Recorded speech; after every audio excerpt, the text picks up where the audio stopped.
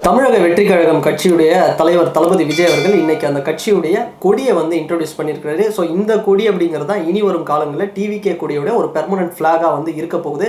So இந்த வீடியோவில் வந்து நம்ம ரெண்டு விஷயம் பார்க்க போகிறோம். இந்த கொடி சொல்கிற விஷயம் என்ன, அண்ட் இந்த கொடி ரிலேட்டடாக வந்து ஒரு சாங் வந்து ரிலீஸ் பண்ணியிருக்காங்க, ஃப்ளாக் ஆந்தம்னு. அதை பற்றியும் நம்ம வந்து பார்க்க போகிறோம். ஃபர்ஸ்ட் இந்த கொடியை பற்றி சொல்லணும் அப்படின்னா, நம்ம ஆல்ரெடி வந்து பார்த்த ஒரு கலர் தான் சிவப்பு மஞ்சள் அப்படிங்கிறது. ஏன்னா கர்நாடகாவுடைய ஃப்ளாக் அப்படிங்கிறது இந்த கலரை பேஸ் பண்ணி தான் இருக்கும். இதில் என்ன ஒரு சின்ன ஒரு டிஃப்ரென்ஷியேஷன் அப்படின்னா, மேலே டாப்பு பாட்டம் வந்து பார்த்தோம்னா சிகப்பில் இருக்குது, நடுவில் பார்த்தோம்னா ஒரு மஞ்சள் வச்சுருக்காங்க. அதுக்கு நடுவில் வந்து ஒரு வாகை மலர் அதை வச்சு அப்படியே நட்சத்திரம் பச்சை கலரில் வந்து வச்சுருக்குறாங்க. ஸோ இன்னொரு முக்கியமான ஒரு ஹைலைட்டு இந்த கொடிக்கு ஒரு யூனிக்கான ஒரு விஷயம் என்னென்னா, ரெண்டு பக்கமும் வந்து யானை அப்படிங்கிறது பார்த்தோம்னா ஒரு அக்ரெசிவாக ஒரு பிளிரக்கூடிய லெவலில் வந்து இருக்குது. சில பேர் சொல்லியிருந்தாங்க ஃபெவிகால் விளம்பரத்தில் வர யானை மாதிரி இருக்குது அப்படின்னு. ஆனால் இது வந்து அந்த ஃப்ளாக் ஆந்தமோட அந்த விஷுவலோட நம்ம கனெக்ட் பண்ணி பார்த்தோம் அப்படின்னா, இந்த யானை வந்து எதுக்கு வச்சுருக்காங்க அப்படிங்கிறது நமக்கு தெரியும்.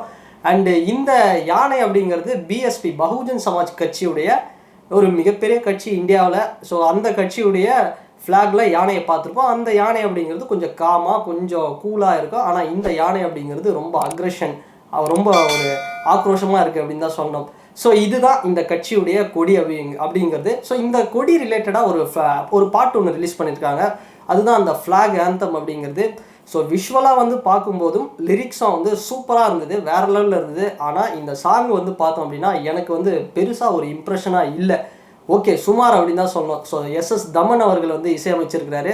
இது வந்து கொஞ்சம் சுமார் தான். ஏன்னா ஏஆர் ரஹ்மான் அவர்கள் பார்த்தோம் அப்படின்னா செம்மொழி மாநாட்டுக்கு வந்து செம்மொழியான தமிழ் மொழியாம்னு ஒரு சாங் பண்ணியிருக்கிறாரு. அந்த சாங் வந்து நம்ம இப்போ வரைக்கும் கேட்டோன்னா கூட ஒரு வேறு லெவலில் ஒரு ஃபீல் ஒன்று தரும். அதே மாதிரி ஸ்டாலின் தான் வாராரு விடியல் தர போகிறாருன்னு வந்து எலெக்ஷன் டைமில் ஸ்டாலின் அவர்களுக்கு வந்து ஒரு சாங் போட்டிருப்பாங்க. அதுவும் வந்து ஒரு சின்ன ஒரு பெப்பியான ஒரு எனர்ஜியாக இருக்கும். ஆனால் இந்த சாங் வந்து பார்த்தோம் அப்படின்னா தமன் அவர்கள் ஓல்டு பீட் ஆல்ரெடி வந்து நம்ம ஒஸ்தியை அவர் கம்போஸ் பண்ண படங்களில் ஒரு 10-15 வருஷத்துக்கு முன்னாடி அவர் கம்போஸ் பண்ண மாதிரி ஒரு சிம்பிளாக நார்மலாக வந்து இருக்குது. ஸோ மற்றபடி பார்த்தோம் அப்படின்னா இந்த கொடி சாங்கில் வந்து எல்லாமே சூப்பராக இருக்குது. விஷுவலாக முக்கியமாக ஒரு விஷயத்தை வந்து நம்ம பேசியே ஆகணும். அது என்னென்னா, ஸ்டார்டிங்கில் வந்து சில யானைகள் மேலே உட்காந்துக்கிட்டு சில பேர் மக்களை வந்து அப்படியே வந்து ஒரு மாதிரி டிஸ்டர்ப் பண்ணிகிட்ருக்காங்க. ஸோ அந்த இடத்துல டிவிகே கட்சியில் இருக்கக்கூடிய ஒரு 2 யானைகள் மாதிரி ஒரு 2 யானை வந்து மக்களை வந்து சேஃப் பண்ணுறாங்க. மற்ற யானைகள் அந்த மக்களை வந்து துன்புறுத்துகிற அந்த யானைகள்லாம் வந்து கீழே தள்ளி விட்டு இவங்க வராங்க. ஸோ இந்த ஒரு யானை எதுக்கு அப்படிங்கிறது கொடியில் வச்சுருக்காங்க அப்படின்னு இந்த விஷுவல் பார்க்கும்போதே தெரியும். ஸோ மக்களுக்கு வந்து தேவைப்படுது, இன்றைக்கி ஒரு ஆட்சி மாற்றம் தேவைப்படுது. மக்கள் படுற கஷ்டங்கள், அவங்களுக்கு இருக்கிற டெவலப்மெண்ட்ஸ் இன்னும் பெரிய அளவில் போனால் ஒரு புதுசாக ஒருத்தர் தேவை அப்படிங்கிற மாதிரி வந்து தான் காமிச்சிருக்கிறாங்க. அண்டு இதை அப்படியே தொடர்ந்து பார்த்தோம்னா வாகை மலரை வந்து காட்டுறாங்க. அண்டு தளபதி விஜய் அவர்கள் வந்து காட்டுறாங்க.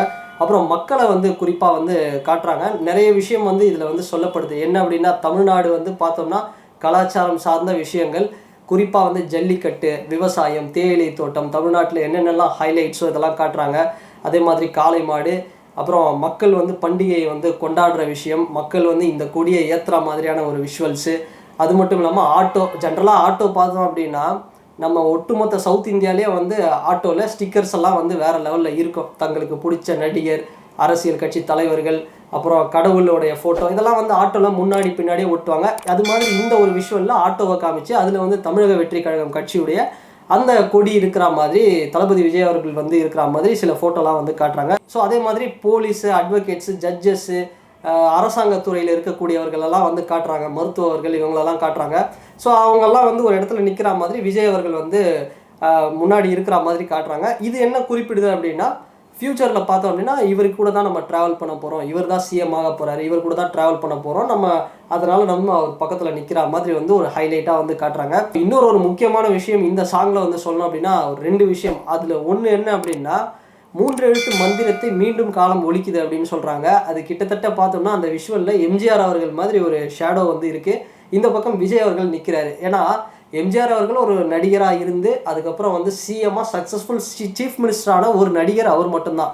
ஸோ அதுக்கு அடுத்தபடியாக பார்த்தோம் அப்படின்னா இன்றைக்கி விஜய் அவர்களுக்கு ஒரு வாய்ப்பு இருக்குது. மக்களும் வந்து 3 எழுத்து நடிகரான விஜய் அவர்களை வந்து ஒரு விரும்புகிறாங்க. ஸோ அந்த ஒரு டீகோடிங் அப்படிங்கிறது சூப்பராக வந்து வச்சுருந்தாங்க. அது வந்து பார்க்குறதுக்கு ரொம்பவே நல்லா இருந்தது.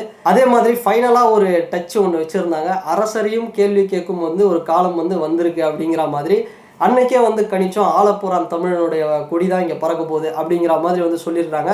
ஏன்னா மெர்சல் படத்தில் வந்து ஆல்ரெடி சொல்லியிருப்பாங்க ஆலப்புறான் தமிழ அப்படிங்கிற அந்த ஒரு சாங்கில். ஸோ இந்த ஒரு விஷயம் என்ன இது மூலயமா சொல்ல வராரு விஜய் அவர்கள் அப்படின்னா, அடுத்த ஒரு 1.5 வருஷம் 2026 எலெக்ஷன் வரைக்கும் நாங்கள் எல்லாரையும் வந்து கேள்வி கேட்போம். அது ஆளுங்கட்சியாக இருக்கட்டும் இல்லை எதிர்கட்சியாக இருக்கட்டும், எல்லாரையும் நாங்கள் வந்து கேள்வி கேட்போம். பட் அதுக்கப்புறம் 2026 எங்கள் கட்சி தான் ஆட்சியை பிடிக்கும், நான் தான் சிஎம் ஆவேன் அப்படிங்கிற மாதிரி கான்ஃபிடென்ட்டாக ஒரு விஷுவலை வந்து ஒரு இன்டைரக்டாக சில விஷயங்கள் ஒரு டீகோடிங் பண்ணி வந்து சொல்லியிருக்கிறாங்க. ஸோ இந்த பாட்டு வந்து அதுதான் ரொம்ப நல்லா இருக்குது. என்னடா இது அரசியல் சேனலில் போய் வந்து ஏதோ விஜய் படத்துடைய பாட்டு ரிலீஸ் ஆன மாதிரி, ட்ரெய்லர் ரிலீஸ் ஆன மாதிரி, படம் ரிலீஸ் ஆன மாதிரி இவர் ரிவ்யூ பண்ணிட்டு இருக்கானே அப்படின்னு வந்து நினச்சிடாதீங்க. ஸோ உண்மையாகவே இந்த பாட்டை வந்து அவ்வளோ விஷயங்கள் வந்து இந்த கொடியிலையும் இந்த சாங்லேயும் வந்து டீகோட் பண்ண வேண்டிய அவசியம் இருக்குது.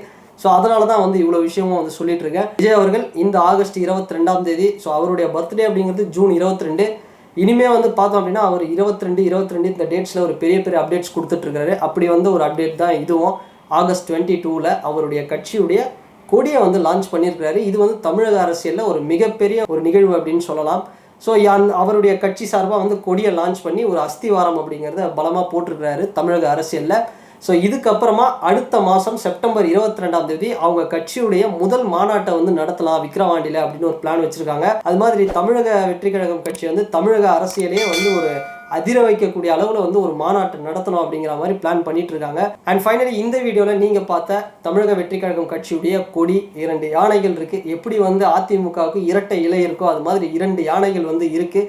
இந்த இரட்டை யானை இந்த சின்னத்தை வந்து எலெக்ஷன் கமிஷன் வந்து ஃபியூச்சரில் தமிழக வெற்றி கழகம் கட்சிக்கு வந்து கொடுத்தா அது என்ன மாதிரியான ஒரு இம்பேக்டை வந்து கிரியேட் பண்ணோம், அது எப்படி இருக்கும் தமிழக வெற்றி கழகத்துடைய சிம்பலாக வந்தால். அது மட்டும் இல்லாமல் இந்த கொடியில் இருக்கக்கூடிய இந்த கலர்ஸு, வாகை மலர் அண்டு முக்கியமாக இந்த ஃப்ளாக் ஆந்தம், இந்த கொடி பாடல் இதெல்லாம் வந்து நீங்கள் பார்த்துருந்தீங்க அப்படின்னா இது வந்து எப்படி இருக்குது அப்படிங்கிற உங்களுடைய கருத்தை வந்து இந்த கமெண்ட் செக்ஷனில் பதிவிடுங்க.